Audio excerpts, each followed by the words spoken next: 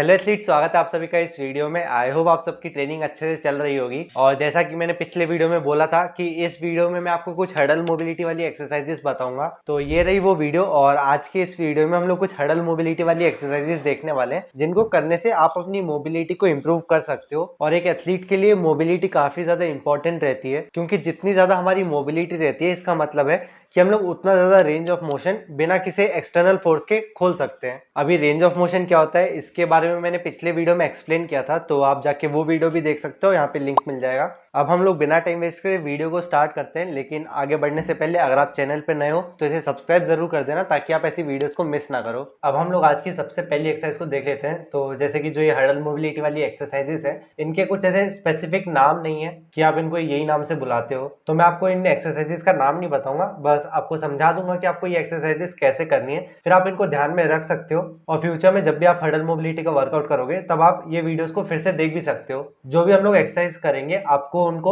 2 से 3 बार रिपीट करना है, और नंबर ऑफ हडल्स आप अपने हिसाब से चूज कर सकते हो।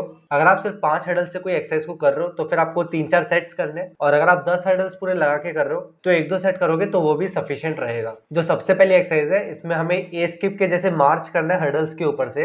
इसमें सारे हडल्स एक लाइन से लगे होंगे और आपको अपने साइड में मूव होते जाना है। आपका जो पैर हडल के पास में आपको उसे लिफ्ट करना है और हडल को क्रॉस करके उसके साइड में रखना है। फिर जो पैर रह गया उसे फिर से लिफ्ट करके इस पैर के आगे क्रॉस करके रखना है। फिर ये वाले पैर को अब आपको सीधे पीछे से आगे लेके आना है इस तरीके से, और इसी तरीके से आपको हर्डल्स को क्रॉस करते हुए साइड में जाते जाना है। इस एक्सरसाइज को आपको दोनों साइड करना है। जैसे ये एथलीट अभी कैमरा की तरफ फेस करके एक्सरसाइज को कर रहा है, अगले साइड में आपको उस तरफ मुंह करके भी ये एक्सरसाइज को करना है। अब ये जो एक्सरसाइज है इसका हम लोग एक और वेरिएशन कर सकते हैं कि हम लोग हमारे हाथ में मेडिसिन बॉल को पकड़ सकते हैं और अपने हाथों को पूरा एक्सटेंड करके रखना है। और अगर हम लोग मेडिसिन बॉल के साथ में इस एक्सरसाइज को करते हैं तो हमें कोशिश करना है कि हम लोग मेडिसिन बॉल को जितना हो सके उतना ऊपर उठा के रखें। ऐसा करने से हमारा इस एक्सरसाइज में थोड़ा बैलेंस भी ऐड हो जाता है और साथ में थोड़ा बहुत कोर भी एंगेज होने लगता है। अगर आपके पास मेडिसिन बॉल नहीं है तब भी कोई दिक्कत नहीं है, आप जो जिम वाली प्लेट्स रहती है उनको भी अपने हाथ में पकड़ सकते हो। अब अगली जो एक्सरसाइज है ये एक तरीके से ट्रेल लेग वाली ड्रिल है। अगर आप हर्डल्स करते हो तो फिर आपके लिए ये ड्रिल थोड़ी ज्यादा इंपॉर्टेंट रहेगी, और अगर आप नहीं भी करते हो तब भी आप ये एक्सरसाइज को कर सकते हो अपनी हिप की मोबिलिटी को इंप्रूव करने के लिए। जैसे पिछली ड्रिल में हम लोग साइड में जा रहे थे, इसमें हमें साइड में नहीं जाना है, इसमें हम लोग सीधे जाएंगे, लेकिन इसमें हम लोग हमारे पैरों को अलग तरीके से लिफ्ट करते हैं। जो पहला पैर हम लोग हर्डल के ऊपर से निकालेंगे वो पैर बिल्कुल सीधा आ जाएगा, और जो दूसरा पैर है वो हमें थोड़ा घुमा के लेके आना है। अगर हम लोग ये एक्सरसाइज को साइड एंगल से देखेंगे तो ये कुछ इस तरीके से दिखेगी। यहाँ पे हम लोग देख सकते हैं कि इस एथलीट ने अपना एक पैर बिल्कुल सीधा उठा लिया इस तरीके से, तो हमें इसी तरीके से बिल्कुल सीधा पैर ऊपर उठाना है और आगे हर्डल को क्रॉस करके रखना है। लेकिन फिर हमारा जो दूसरा पैर है उसको हम लोग सीधे इस तरीके से नहीं उठा पाएंगे क्योंकि बीच में हर्डल आ जाएगा, तो इसलिए हमारा जो दूसरा पैर है उसे हमें हल्का सा घुमा के लेके आना पड़ेगा। इसे हम लोग सामने वाले एंगल से देखते हैं तो थोड़ा ज्यादा अच्छे समझ में आ जाएगा। यहाँ पे हम लोग देख सकते हैं कि इसने अपना पहला पैर किस तरीके से सामने सीधे उठा के रखा है, तो हमें ऐसे ही पहले पैर को सीधे उठा के रखना है। फिर उसके बाद में हमारा जो दूसरा पैर है उसे पीछे से कुछ इस तरीके से घुमा के लेके आना है। अब ये वाली जो एक्सरसाइज हम लोग करेंगे इसमें हमें कोशिश करना है कि हम लोग सभी हर्डल्स पे जो पहला पैर है वो सेम निकालें। जैसे यहाँ पे कृष्ण ने पहले हर्डल पे से राइट पैर निकाला, फिर लेफ्ट को घुमा के लेके आया, फिर से राइट पैर को निकाला, फिर लेफ्ट पैर को घुमा के लाया। तो इसी तरीके से आपको सभी हर्डल्स में एक पैर को पहले निकालना है और दूसरे पैर को घुमा के लाना है। और जो अगला सेट रहेगा उसमें आपको लेग्स चेंज करना है, उसमें आप लेफ्ट पैर को पहले निकालोगे और राइट घुमा के लाओगे। तो ऐसे आपको दोनों पैरों के साथ करना है ताकि जो दोनों पैर उनकी मोबिलिटी बराबर बढ़े।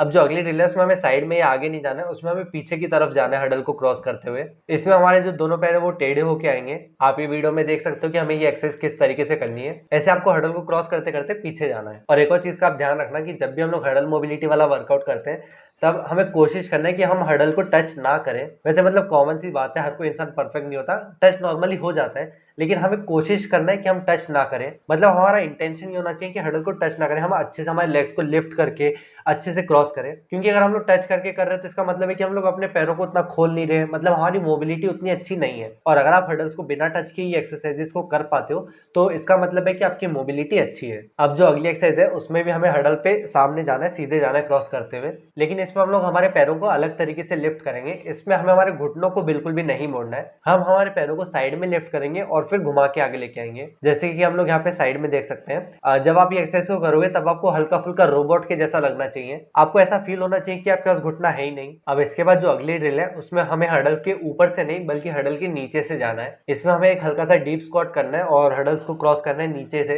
इसमें भी आपको कोशिश करना है कि आपका जो सर है वो हर्डल पे टच ना हो। ये एथलीट को तो काफी टाइम हो चुका है मेरे पास ट्रेनिंग करते हुए, हुए तो ये आराम से अच्छे से नीचे से कर पा रहा है, लेकिन अगर आप एक बिगिनर एथलीट हो तो फिर आप ये हर्डल की हाइट को थोड़ा बढ़ा लेना जब आप नीचे से जाओगे। अब इसके बाद जो अगली एक्सरसाइज है उसमें हमें हर्डल्स के ऊपर से ए स्किप्स करना है। जो हमारी नॉर्मल ए स्किप्स रहती है उसमें हम लोग ए स्किप करते हुए आगे बढ़ते हैं, लेकिन इसमें हमें ए स्किप करते हुए साइड में जाना है। जैसे जब क्रिश को मैंने ये एक्सरसाइज करने के लिए बोला तो उसका भी थोड़ा ध्यान नहीं था, तो वो अपने पैरों को क्रॉस करके ये ए स्किप को कर रहा था, लेकिन आपको इस तरीके से नहीं करना है। जैसे यहाँ पे हम लोग देख सकते हैं कि इसने अपना पैर हर्डल को क्रॉस करके यहाँ पे रख लिया है। अब इसके बाद ये अपना ये वाला पैर उठा के हर्डल को क्रॉस करेगा और हम लोग देख सकते हैं कि इसने ये वाला पैर पहले पैर के साइड में रख दिया है। हमें इस तरीके से क्रॉस नहीं करना है ये एक्सरसाइज को करते हुए। अगर हमें इसे सही से करना है तो हमें ऐसा करना होगा कि जब हमने ये पैर को क्रॉस कर लिया और ये पैर को वापस लेके आएंगे तब हम लोग इस पैर को इस पैर के साइड में रखें, कुछ इस तरीके से।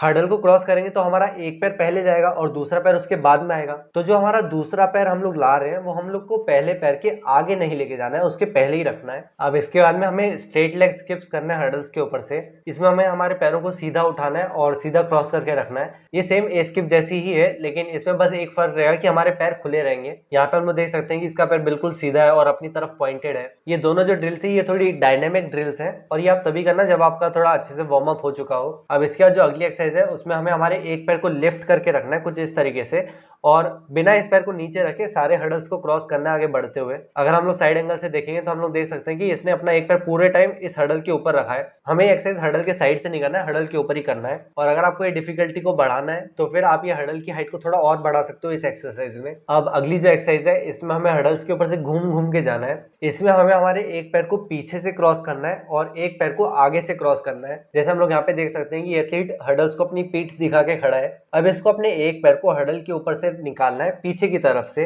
जैसे कि इसने यहाँ पे अपने पीछे से ये हर्डल को क्रॉस कर लिया है। अब इसका एक पैर जो हर्डल के आगे रह चुका है इसको इस पैर को सामने से लेके आना है। जो दूसरा पैर है इसने अपने बॉडी के सामने से इसको क्रॉस करके दूसरे हर्डल के आगे रखा है। अब इसका एक पैर इस हर्डल के पहले रह चुका है। अब इसे इस पैर को अपने बॉडी के पीछे से घुमा के लाना है कुछ इस तरीके से। अब पीछे से ले आए तो उसके बाद हमें एक बार इसे आगे से लेके आना है। तो इस तरीके से हमें एक बार आगे से लेके जाना है, एक बार पीछे से, एक बार आगे से, एक बार पीछे से, और यही चीज करते हुए आगे बढ़ते जाना है। और जब ये पूरा कंप्लीट हो जाएगा उसके बाद वापस से इसे रिपीट करना है उल्टी डायरेक्शन में। अब इसके बाद जो अगली ड्रिल है उसमें हमें फिर से ए स्किप्स करना है और इसमें हम लोग साइड में नहीं जाएंगे स्किप करते हुए, इसमें हमें सामने जाना है ए स्किप करते हुए।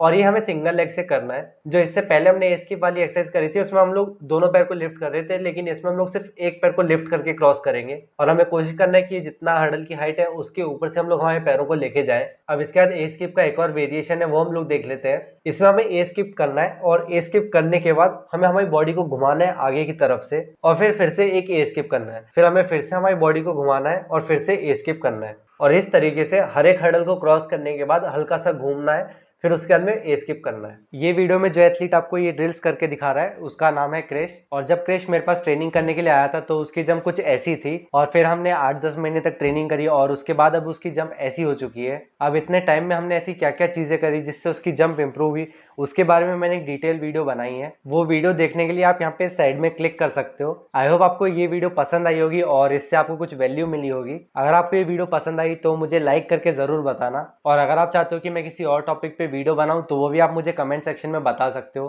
अब हम अगले वीडियो में मिलेंगे, तब तक के लिए बाय बाय और आपके ट्रेनिंग के लिए ऑल द बेस्ट।